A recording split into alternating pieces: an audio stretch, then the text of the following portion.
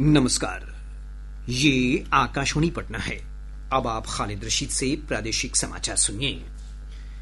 केंद्र सरकार ने स्वतंत्र भारत की 8वीं जनगणना कराए जाने की गजट अधिसूचना जारी कर दी है।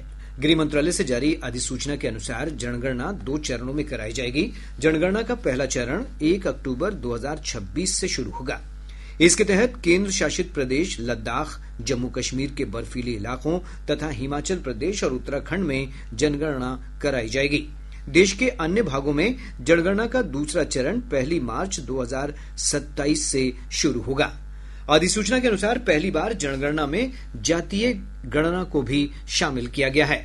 गौरतलब है कि हाल ही में केंद्रीय कैबिनेट ने जाति आधारित गणना को मंजूरी दी थी। गृहमंत्री अमित शाह ने कहा है कि एनडीएमए, एनडीआरएफ जैसे आपदा प्रतिक्रिया बलों ने अपनी उपलब्धियों से भारत को आपदा प्रबंधन के क्षेत्र में वैश्विक लीडर बनने के करीब ला दिया है। श्री शाह ने दिल्ली में राज्यों के राहत आयुक्तों और आपदा प्रतिक्रिया बलों के सम्मेलन को संबोधित करते हुए कहा कि हमारे आपदा मोचन बलों ने जलवायु परिवर्तन और ग्लोबल वार्मिंग के कारण उत्पन्न आपदाओं से निपटने की पुख्ता तैयारी की है। उन्होंने कहा कि आपदा के समय त्वरित कार्रवाई कर हमारे बलों ने कई लोगों की जानें बचाई हैं और प्रभावित लोगों को तुरंत राहत पहुंचाई है। केंद्रीय पोत परिवहन और जलमार्ग मंत्री सर्बानंद सोनोवाल ने कहा है कि बिहार को आंतरिक जलवाह केंद्र के रूप में विकसित किया जाएगा। पटना में गंगा नदी में जल परिवहन और वाटर मेट्रो के विकास को लेकर आयोजित एक कार्यशाला को संबोधित करते हुए श्री सोनोवाल ने कहा कि 6,000 करोड़ रुपए से अधिक की राशि से राष्ट्रीय जल मार्गों के विकास के लिए महत्वपूर्ण कार्य किए जा रहे हैं। उन्होंने कहा कि राज्य में गंगा नदी से जुड़ी विभिन्न परियोजनाओं को शीघ्र पूरा कर वाराणसी से हल्दिया तक जल परिवहन मार्ग का उन्नयन किया जाएगा। इससे व्यापारियों को लाभ होगा और रोजगार के अवसर भी बढ़ेंगे। प्रादेशिक समाचार आप आकाशवाणी पटना से सुन रहे हैं। मुख्यमंत्री नीतीश कुमार ने आज मीठापुर महुली एलिवेटेड रोड का उद्घाटन किया। इस सड़क के निर्माण पर 1105 करोड़ रुपए की लागत आई है। इस सड़क के चालू हो जाने से दक्षिण बिहार के विभिन्न हिस्सों में आना जाना आसान हो गया है। इसके साथ ही सिपारा से लेकर पुनपुन तक बसी आबादी को जाम की समस्या से राहत मिल गई है।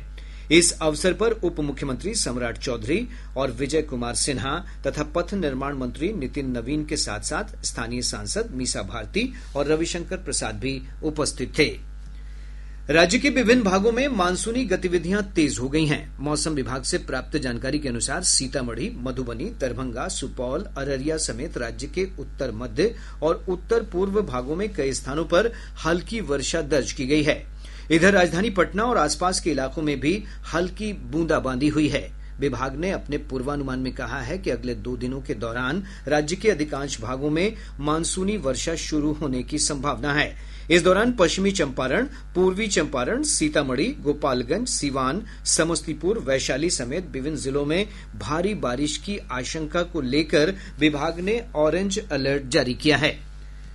शेखपुरा की जिला अदालत ने एक व्यक्ति के दोनों हाथ निर्ममता से काटकर उसे अपंग बना देने के मामले में सदर प्रखंड के कारे गांव के 11 दोषियों को आजीवन कारावास की सजा सुनाई है। न्यायालय ने दोषियों पर 50,000 रुपए तक का अर्थदंड भी लगाया है।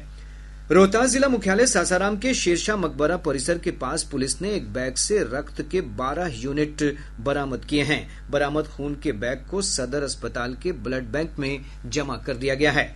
अररिया जिले के विभिन्न थाना क्षेत्रों में अभियान चलाकर पुलिस ने विभिन्न मामलों में वांछित 37 अपराधियों को गिरफ्तार कर लिया।